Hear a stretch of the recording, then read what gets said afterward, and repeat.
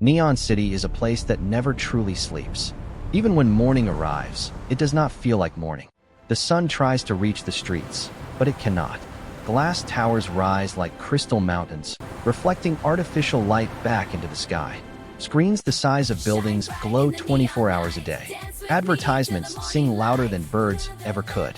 Holographic idols dance between skyscrapers, their voices echoing across districts designed for spectacle. Neon City does not wake up. It powers on. Its streets are veins of movement, endless, restless, pulsing with ambition. People pour from transit systems like currents of electricity. Students with augmented lenses scroll through floating messages. Producers rush between studios with half-finished tracks in their heads.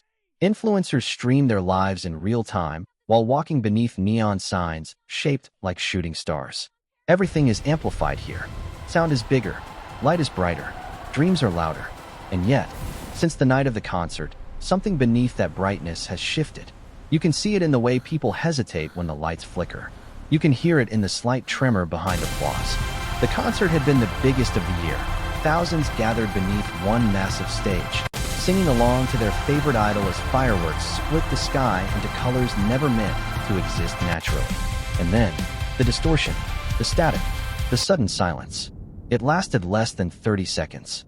But 30 seconds is long enough for something ancient to slip through. Official reports called it a technical malfunction, a sound system overload, an unfortunate glitch in the synchronization of holographic projections.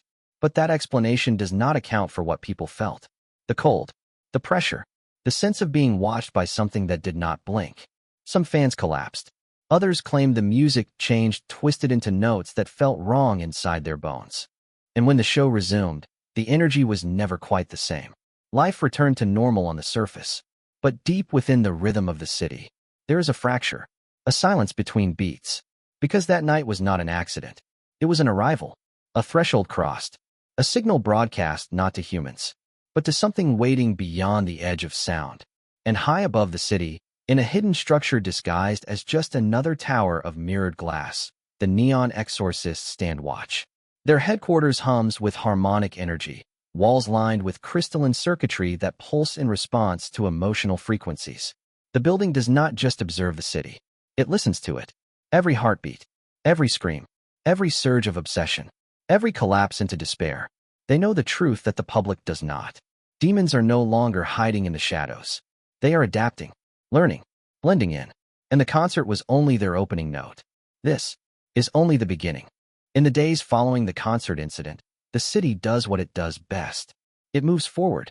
Clubs reopen the very next night. Streaming numbers spike. Merchandise sells out within hours. Influencers post reaction clips with exaggerated thumbnails. Everything appears normal. But beneath the surface of Neon City's curated perfection, strange stories begin to circulate. At first, they sound harmless, almost absurd. A teenage fan posts anonymously on a forum. Did anyone else see someone disappear during the blackout? Replies flood in immediately. Stop chasing clout. You imagined it. Probably a hologram glitch. But the original poster insists. She describes a silhouette standing near the stage, tall, unmoving, darker than the darkness around it. When the lights cut out, it remained visible. When the lights returned, it was gone. Elsewhere, a security guard files an internal report. He doesn't mention demons. He doesn't even mention fear. He only notes that every camera in Section C glitched simultaneously for exactly 11 seconds, and during that time, thermal sensors registered a temperature drop of 12 degrees. No system error, no identifiable cause. The report is archived, forgotten. Then there is the musician, a small-time DJ who performed at a side venue during the same night. He claims something else entirely. He says he felt something drain him, not physically, emotionally, like the crowd's excitement was being siphoned away by something unseen. He hasn't been able to compose since. When he sits at his workstation, the melodies won't come, only static. Most people laugh at these accounts. Neon City thrives on drama. Conspiracy is just another genre. But the rumors do not fade. They multiply. On encrypted forums, threads appear discussing energy distortions. Late-night talk shows mention unexplained panic attacks reported across multiple districts. Psychologists note a sudden increase in patients describing identical nightmares. A stage, a spotlight, and eyes in the dark that never blink. In clubs, whispers pass between dancers. At schools, students glance nervously at flickering lights. In subways, commuters shift uncomfortably when shadows linger too long. No one can articulate it, but everyone feels it. Something is wrong. And far above the noise of the city, inside their hidden base, the neon exorcists feel it most clearly of all. The war room is silent. Not because there is no activity, but because the technology here does not hum or beep. It resonates. At the center of the room floats a three-dimensional holographic map of Neon City. But this is not an ordinary map. It does not show streets or buildings. It shows emotions. Rivers of color stream across districts. Gold for joy, blue for calm, red for anger, purple for obsession. And lately, black fractures have begun to spread. Kai stands at the central console, fingers moving through streams of data that respond like living organisms. His visor projects waveforms of emotional frequency, the invisible music of the human mind. He speaks calmly, but there is tension beneath his voice. Demons don't hunt randomly, he explains. They follow trails. Fear, obsession, loneliness, desperation.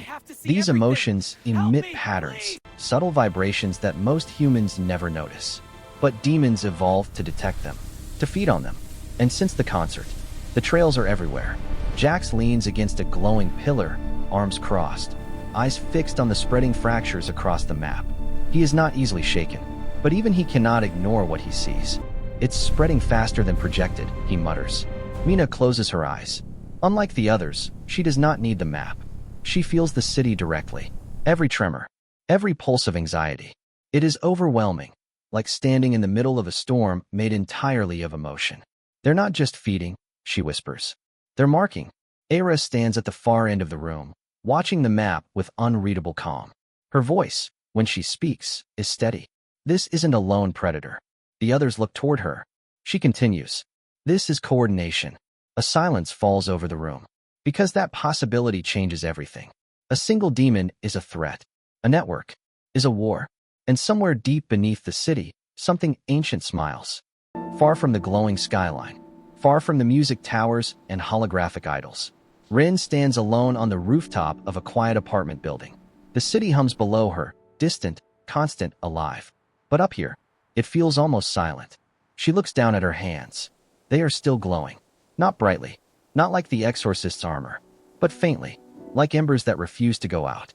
Ever since the concert night, the glow has returned whenever her emotions spike. Fear makes it flicker, anger makes it flare.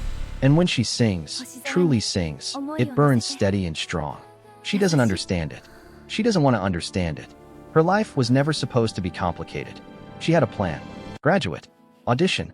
Maybe make it. Maybe not. But at least try. Music was her escape. Her anchor.